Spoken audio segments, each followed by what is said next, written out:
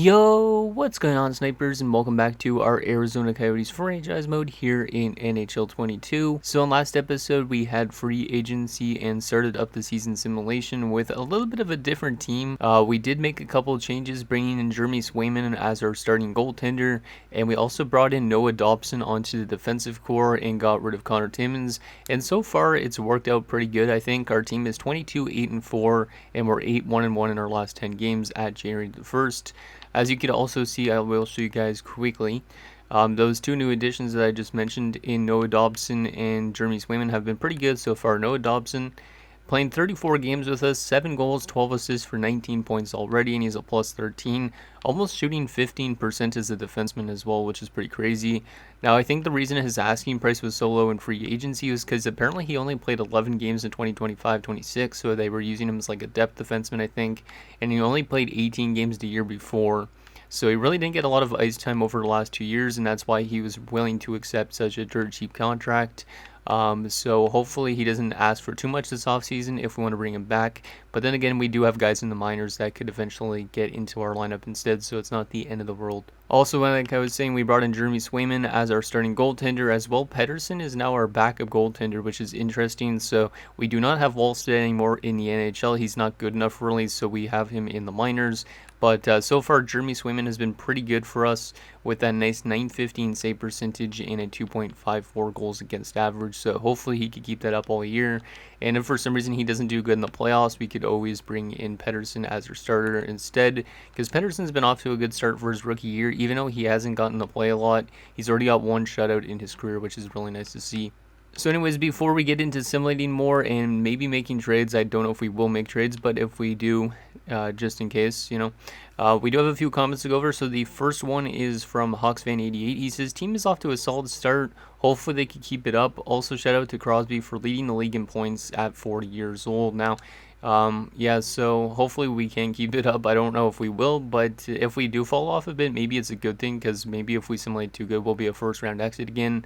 Like we were last year. But currently he was mentioning the 40-year-old Sidney Crosby is leading the league in points with 51 points so far, beating out Perfetti and his teammate in Jake Gensel, which is interesting. A lot of old men up there in points, so that's kind of interesting. And then our final comment is from Cody Legaspi. He says, team seems to be clicking good.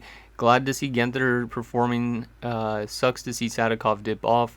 I was really excited for the season after he put up 40 goals on that fourth line. Palat could be a decent, but I think his rating might fall off if he's not played in a depth role. So, yeah, I agree with him. I'm really happy to see that Genther is performing a little bit better this season. But it seems like Sadikov is taking a little bit of a hit in terms of offense. So I think maybe we do have a little bit too much snipers on our top six, and some of them are going to have to turn into playmakers because of the fact we have too much snipers. Because if we look, we have Farinacci, who is a sniper. We also have Zadina, who's a sniper. Genther's a sniper. And then we go to our right wing. We have Shelley and Sadikov that are both snipers. So we have a ton of snipers. Does that mean we have to move away one eventually? Maybe. Not this season necessarily, but eventually maybe we have to let go of somebody, not Shelley or Sadikov, but I would think more somebody like Genther, because Genther's been kind of a streaky player. He's only starting to find his legs this season, which is kind of interesting. Also, before we get into simulating more, I want to let you guys know that if you have not seen yet, I have started up a members tab here on YouTube. You just have to click the join button. You can see all of the perks and stuff like that I'm offering. I think it's a relatively cheap price, and you guys get some extra videos if you'd like to. Basically, some of the stuff are like tutorials on how to make like old school players and whatnot. So if you want to go check that out, I would really appreciate it, because currently at this recording, I have 2 members, and they're both Jared the Rabbit and HawksFan88. And I hope that I could see more of you guys in there eventually too, so we could get more tutorials out, and also like AI versus AI videos if you guys do that tier and that type of thing. So anyways, I would appreciate that if you check that out. But anyways, let's get into the season sim and see if we could continue to win games. And I don't really think we're going to make any trades, like Cody Legaspi was mentioning, to go after maybe Palat, but he might drop off because of the fact that he might not be played in his right role. So let me just take a look at Palat. I don't remember if he was still in Tampa Bay, if I'm not mistaken. No, he wasn't. He might have been in Seattle. I remember, oh yeah, there he was, Seattle. Yeah, he's an 80 overall, which is not too bad. He wouldn't be a bad veteran presence, but he could drop off if he's not used correctly. And he does fit our second line, which is interesting. So we could always bring him in as a depth option and then send out Fortier, but I really don't know if it's worth it because he's definitely going to retire, I think, this offseason. So I don't know if I will trade for him, but we might just see what the asking price is for him quickly, and then we'll continue to simulate. But yeah, I don't know if I'm going to make any trades this year like last year, which might be a little bit of a risk considering last year we were a first-round exit, so hopefully that isn't the case this year. So Andre Palat, they want a third and a fourth round pick. That's really nothing to give up for Palat. I mean, he's not that good of a player anymore. But I really don't know what we could do in terms of our depth in our lineup. Like currently our depth forward, I think, is just Fortier, and who was the other one? Fortier and Sapovlyov. I like Sapovlyov because he's young. Fortier is somebody we could always replace and upgrade to Palat. But Fortier, I think, does he fit our line really well? Not really. He's not bad of a fit either. How good has he been as a depth option so far? 2 goals in 6 games last year. It's not terrible. And I think we might keep Fortier for now, but if we really want to upgrade at the deadline, maybe I'll try and bring in Palat as a depth option. Also, at the end of last episode, I did make a little bit of a line change, moving Sadikov to the second power play unit, because I think for some reason maybe Shelley's just taking all the goals from him, and that's why Sadikov isn't scoring. So hopefully he can score on that second unit with Genther and with Zadina and stuff like that. So anyways, let's get simulating finally, because I've been talking for like 5 minutes probably about like nothing that really, well, it does matter, but still I want to kind of see how this team simulates. So let's go up till February the 1st, see how we do for this month. Hopefully we can win more games. If we lose 7-4, but then win 7-3. Yeah, this team is still kind of interesting. Winning a lot of games now after that big loss that we had to start the month. And Detroit has fired their head coach. It's interesting. Detroit's not doing too good. Koltsov's been injured in the minors. Let's go replace player. But yeah, since that big loss, we've been winning a lot of games. And for some reason, this is a weird offer. I don't know why Toronto is offering us this, because Sam Rukov is a part of our defensive core. But they want Sam Rukov in a third for a second to third in Chris Drieger, which I don't want Chris Drieger because I have no use for him, because we got Jeremy Swayman and our young backup. So that's kind of a weird offer.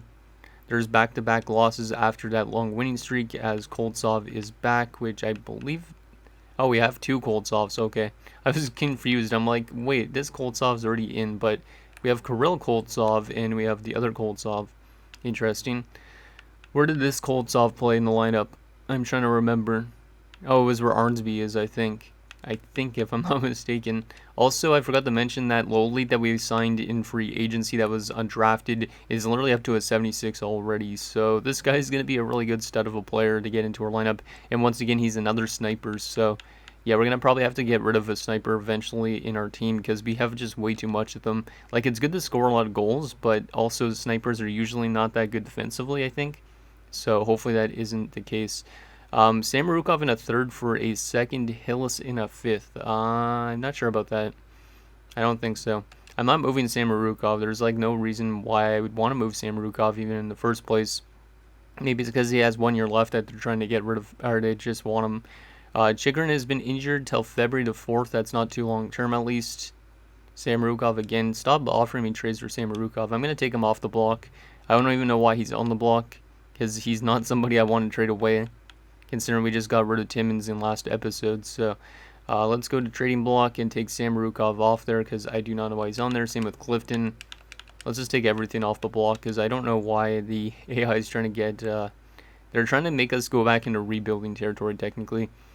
So we're only behind the Jets currently in our division by 2 points, which is not too bad. Looks like our offense is kind of slowed down a bit. Agostino's under point per game now.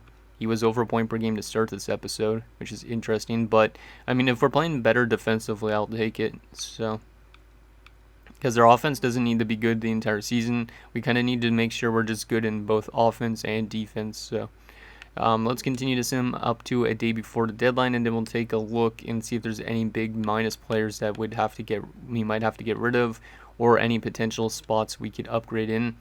But we are going to sim the rest of the regular season in this episode for sure. Even if it's a long episode. Clifton, you're coming out, and Chikrin, you're back in.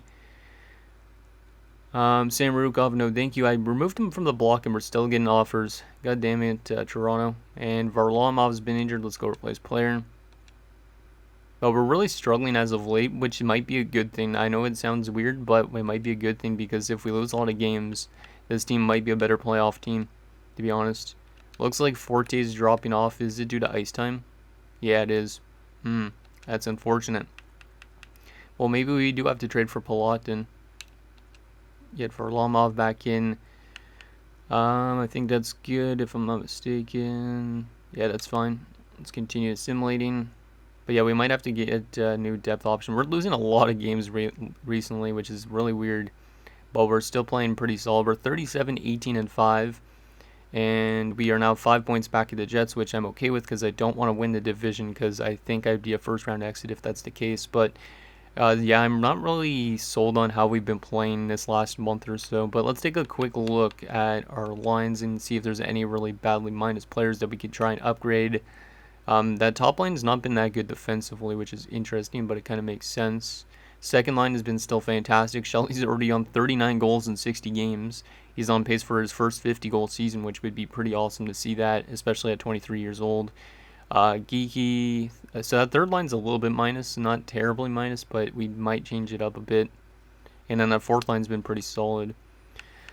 What could we do to make this team better? Lawrence is more of an offensive player. McGillis is more defensive.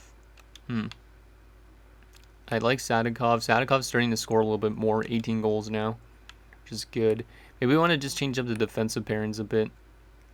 But all these defensive pairings are all plus, so that's interesting. Goalie-wise, how's the goalies been? Swayman has really started to struggle. He had a 915 to start this episode. Now he's only got a 900, which is really weird. So he started to drop off a bit, and Pedersen still has been pretty solid as a backup. So I don't know what the case is with Swayman, but hopefully he can start playing a little bit better. Forte, I don't really like that he's dropping off due to ice time. Maybe we do trade for Palat if Palat is still on the block and bring him in as a depth option because he's a better depth option and he's not going to maybe complain about his ice time. Let's just see if he's still out there, but I really think we might need to trade for Palat. I'm not 100% sure. Let's see. Palat is still on the block. He's up to an 81 now, which is weird. And he is still putting up a decent amount of points. And it says now that he fits our fourth line and he doesn't fit our second line, which is kind of weird. But, I mean, a fourth liner wouldn't be a bad option, but I really don't want to scratch anybody on that fourth line. Yeah, I don't know if we're going to be making any trades. We'll take a look at the actual deadline itself. But I think I might just want to see how this team simulates the rest of the year. Even though we've had a little bit of losing trouble as of late, maybe that's a good thing, like I said. And maybe we will end up going farther in the first round because we end up losing a bunch of games. Let's go in as a buyer and enter trade deadline. Let's just take a look at what's out there quickly, and then we'll simulate the rest of the season. But Mort Seider on 1 year left. That's interesting. But I don't really have any room for somebody like Seider on our defensive core. They want a first-line forward in return, which I don't really have somebody that could fit that bill. But that's still really interesting. Capo Caco on 1 year left. Like, Mort Seider would cost me a lot probably, right? And does he even fit our defensive core? He does not. Damn. If you fit our defensive core, maybe I would make a trade for him. But with 1 year left, he'd probably go to free agency afterwards regardless. Slavin on 1 year left. A lot of these guys have multiple years. Mark Stone on 1 year left. Joel Farabee on 1 year left isn't that bad either, but I don't have anywhere where I could slot him in terms of our offense. So, yeah, I don't think we're going to be making any trades. I don't think. Let me just take a look at who's our worst minus player on our team, because I'm kind of interested in that. So it is our depth defenseman in Clifton. We're getting offered Josh Norris, a third Caleb Jones, who we used to have, I'm pretty sure, if I'm not mistaken, and a 4th round pick for Eugene Howe, who's a top 6'4" prospect, but he's not really panning out, and 2 third round picks. I don't have any use for Josh Norris. I don't think he's got too much term. And then Caleb Jones, I don't really have any use for either, so I'm not going to accept that, but thank you for the offer, Vancouver. But what I was going to check before I got interrupted by the Vancouver Canucks GM, he just called mid looking at that, you know. The worst plus minus on this team is Lawrence, but it's not very bad. So we're still a good defensive team. So, and then also the offensive depth scoring is still pretty good on this team. So Chikrin's having a little bit of a down year, but at least he's still performing. Yeah, I think it's fine. I honestly don't think we're going to make any moves again, which might come back to bite me in the first round, but it is what it is. I don't think we're going to be making a trade this year again. I want to trust in our system first and not trust in what the AI gives me. So there was a big trade apparently at that deadline. Shishkinov and Malikov, so I guess 2 prospects in a third for Mort Seider and Joe Veleno. So Seider and Veleno headed off to Boston. There was also another trade, Richard in a 6, so I'm guessing another prospect for Matt Savoy and a second. And Brandon Saad is on waivers. Do I want to claim him? No, I do not. He's a 79, and he's making still a lot of money for 1 year. No, thank you. Okay, so we did not make any trades at the deadline again just because I do want to trust it in the system, and we do have guys in the minors that could eventually come up and stuff like that, so it's not the end of the world. We do have guys like Schulz who I could use as a depth option in the playoffs if we really want to, and we could send Forte down, that type of thing. So let's continue to simulate the rest of the season, and we probably will be a playoff team. It's just a matter of if we're going to finish first in our division or not, which I kind of hope we don't because, like I said, we'd probably be a first-round exit if that's the case. But yeah, hopefully Swayman can do good in the playoffs for us. If not, then we could turn to Pedersen. And if he doesn't do good, we could always call up Wolstead, but I don't really know if I want to do that. Howe's been injured. Let's go replace player. But yeah, it's been kind of an up and down season for the most part. Like, we started off really good, and then we kind of dropped off a lot. But now we're kind of playing again pretty decently. Force Mark on waivers. Don't have any use for him, even though he would be a solid depth defenseman. Are we going to hit 50 wins this season? Eugene Howe is back, so Arnsby is out. Yeah, Eugene Howe is not really panning out. 72 and 23. That kind of sucks. Last few games of the season, and we finished 50, 24, and 8, so another 50-win season for this Arizona Coyotes team, and we do finish second best in our division, which is good, because if we would have won the division, I think we'd be a first-round exit. And in terms of the entire league-wise, let me just see, where would we be? Probably top 5, I think, or top 3 even, maybe. Let's look at these team stats and player stats, and then we'll see who we're up against in round 1. So in terms of, let me actually show you guys each division again just for fun. So the best team in the Atlantic was the Tampa Bay Lightning. Interesting. Central was the Winnipeg Jets, of course. And then we go over to the Metropolitan. It was the Pittsburgh Penguins. Only 3 playoff spots over there. Pacific was the Calgary Flames with 113. Interesting. Entire league-wise, we were, the third best team in the NHL, only behind Calgary and Winnipeg, and just above Minnesota and Pittsburgh. It's kind of interesting that we still finished top 3 in the league, even though we did have a little bit of a losing trouble during the last half of the season. Goals for per game, we were the 4th best offensive team behind Calgary, Pittsburgh, and Winnipeg. Winnipeg is nuts offensively. They scored over 4 goals a game on average, which is nuts. They're definitely going to be a first-round exit, I think. Goals against per game wise, we were one of the best defensive teams, even though Swayman kind of started to struggle near the last half of the season. 2.95, not too bad. Power play percentage wise, we had one of the best power plays in the league at 23%, only behind the Oilers, the Sens, and the Jets, 3 Canadian teams. And penalty kill percentage really was not that good, so maybe we need to address our penalty killing lines a little bit, but still it was not that great, 79.8%. And we only had 1 shorthanded goal this year, probably because Shelley wasn't playing on the shorthanded unit, so maybe that's something we need to do for the playoffs. Our home record wasn't really that great. Our road record was really good, and we're 7-2-1 in our last 10 games going into the playoffs. Not too bad. Let's take a look at our player stats, see how good that depth scoring was. So let's start off with our centerman. So Barrett Hayton, pretty good season from him. This is actually the last year of his contract, which means he might head to free agency. I hope he doesn't, because he might demand too much money. But 77 points from him, that's a career season, I'm pretty sure. Farinacci, 61 points, so it looks like Farinacci's kind of peaked out in terms of his offense, because he had 81 points a few years ago, but he's kind of not doing as good since, which is kind of weird.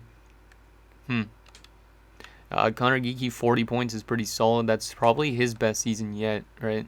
Yeah, that's his best season yet. Hopefully he could do better in the playoffs, though, because the last few playoffs, he has not been that good. 8 points in 32 games and a -16. Really hoping from some big things from him this playoff run. Left wing wise, Agostino, 78 points in 82 games. That's pretty good from him, but I believe Illinois is his best season. Okay, That's still pretty good. I'm liking how Agostino simulates, though, because he's a playmaker, but he gets a lot of goals. He also does throw a lot of hits and has a lot of takeaways, which is interesting. He also wins a lot of faceoffs for a winger. But as you can see, 163 hits and over 100 takeaways this year, too. So he's a pretty good player all around. And he's only 22 years of age, and he's already got 328 points, which is pretty impressive. Zadina, 69 points. Hopefully he does good in the playoffs, because that's normally when he starts to pick it up a bit. Genther, 54 points. That's probably his best season yet as well. Yeah, that's his best season as well. Hopefully he can do good in the playoffs. Lawrence, 42 points in his rookie season. I would definitely take that. It's pretty good. Seems like a good power play player to have as well. Nice. I definitely will take that from Drew Lawrence. Tracy, 28 points is pretty solid in the plus 18. Varlamov, 26 points in his first season at plus 11. I'll take that as well. 16 goals. I believe only playing on the fourth line. Yeah, only playing 9 minutes a night, so that's pretty impressive. Obviously, I'd like to get him and Tracy a little bit more ice time, but it's kind of hard to with our lineup. McGillis in his first season, 24 points, not too bad either from a grinder. He only had 39 PIMs as well. And then Fortier had nothing in 2 games as a depth option. And he is still a 77, so maybe we want to call up somebody from the minors instead. And Shelley did not hit 50 goals, so he really slowed down at the end of the season because he had 39 and 60, I think. But he finishes with 47 and 82, which is his career high in goals, I believe. Yep, 3 straight 40-goal seasons from him. He doesn't put up a lot of points, but he does score a lot of goals, so that's really interesting. 245 points in 323 games, 170 goals. So yeah, this guy's just our goal scorer on our team, and hopefully it stays that way for a long time, considering we have him locked up for another 7 seasons after this at a pretty good price, I think, for a guy that scores like 40 to 50 goals almost. And then Sadikov kind of picked it up near the rest of the season, but obviously this is kind of a bummer of a season from him. 22 goals this year, as opposed to 40 goals last year in 75 games. And he was playing a little bit less ice time, but it wasn't by much. His power play points went down a little bit.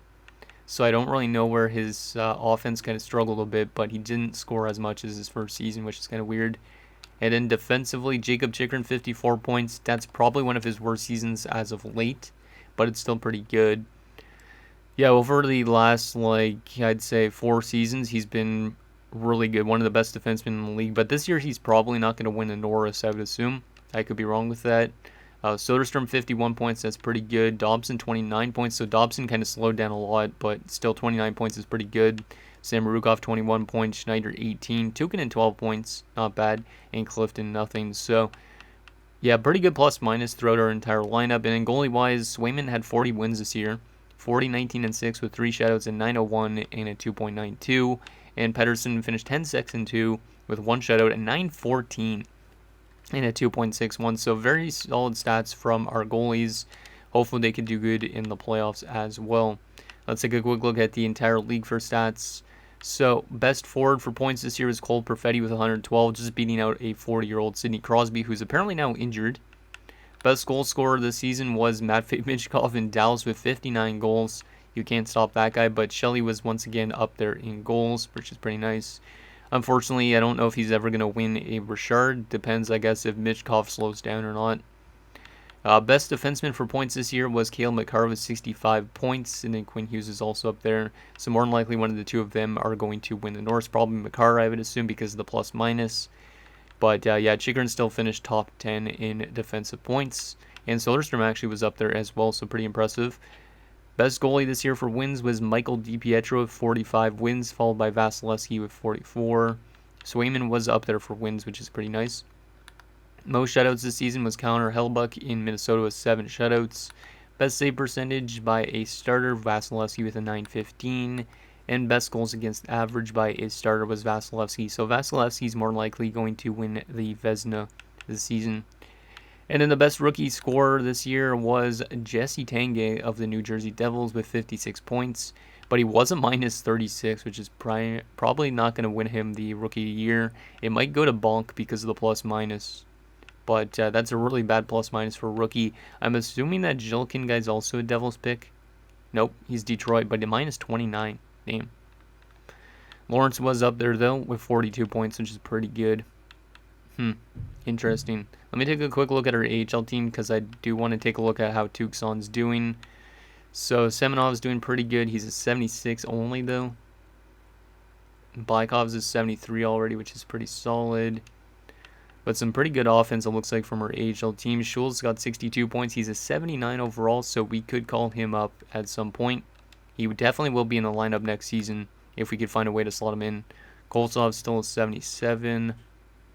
Gallagher, 43 points, still a 76. Hopefully this guy can get into our NHL team next season. Mayorov, 76. A lot of our AHL guys are all in the 70s, which is pretty nuts. Ladipov is up to a 76 as well, which is good, considering he was our first-round pick a few years ago, right at the end of the first round. Ortmeyer, 48 points. He's up to a 74. That's good to see him finally starting to pan out a little bit, considering he does have a zone ability. I really hope he can get into our lineup, but I don't know if he will. Sylvester, 37 points. Rutu, pretty solid from that defensive core. That lowly defenseman we signed is up to a 70 as well. You like to see that. Wallstead was pretty good, and Tendek was even better. Interesting. So that is the AHL and AHL points. Now we got to take a look at who we are facing in the first round of the playoffs. Is it a team we've played before? Is it a team we've beaten? Let's see who it is. It's going to be the Minnesota Wild. So we have a rematch of round 1 from last year, which is really interesting. Obviously, they took us out last year in 5 games. They're 9-0-1 in their last 10 games, and they finished 49-24-9. We just barely have home ice. This is going to be a really interesting first round. Hopefully, we can get some redemption from last year, because last year was kind of annoying. Also, if you guys want to take a look at the playoff tree below, Calgary and Chicago, Seattle and Edmonton, Winnipeg and Colorado, us in Minnesota, and then in the East, you got Tampa, Florida, Buffalo, Boston, Pittsburgh, Toronto, and Carolina, Columbus. But let's take a look at the Minnesota Wild, see if they've changed anything about their lineup since last year, if I could even remember what their roster looked like. So first line, Kaprizov, Zetterberg, and Colborne. I believe that's still the same. Might have went through a little bit of changes because I think Colborne was more on the bottom 6, but this team is gross. Damn, yeah, this is a really good offensive team, and I'm kind of scared that this team might be able to beat us, considering they do have Connor Hellebuyck as well, I'm just remembering. Our second line, John Reimer, Joel Eriksson Ek, who was injured last year when we played them, but they still beat us, and Alexander Kovanov, who I believe was playing on the second line center spot last season when we played them. Third line has Galiev, Yarncroc, and Schwartz. I believe they might have brought in Jaden Schwartz. Yeah, they brought in Jaden Schwartz from Detroit. Interesting. And then their fourth line has Ryan Strome, who is an 83, William Karlsson, who is an 82, and Marco Rossi, who's an 84. Yeah, that forward core is one of the grossest forward cores I've seen since we played the Ottawa Senators in the Stanley Cup Finals, so I'm kind of scared about that. Defensively, they have Noah Hannafin and Tyson Berry, Korzak and Clegg, and Brodin and Addison. I think their defensive core is pretty much the same. I believe Cale Clegg might be a new addition. Yeah, Cale Clegg is a new addition. They got him from the Dallas Stars. Interesting. And I think that might be it, if I'm not mistaken. But yeah, it's a solid defensive core for the good offense they have. And then they have good goaltending as well in Connor Hellebuyck and Hunter Jones. So yeah, this is going to be definitely a very tough first round. And hopefully they don't upset us again, because if they do, that's going to be really problematic, because we want to win a cup as soon as possible. They have Liam Foudy scratched, which imagine scratching an 83. Man, I would love to have somebody like this in our lineup, but I can't. And then Carson Lambos is also scratched. He's probably dropping off due to morale because of top 4 still listed. Yeah, they're probably just making these guys lose a lot of morale on the defensive core. Like, these guys should not be scratched players.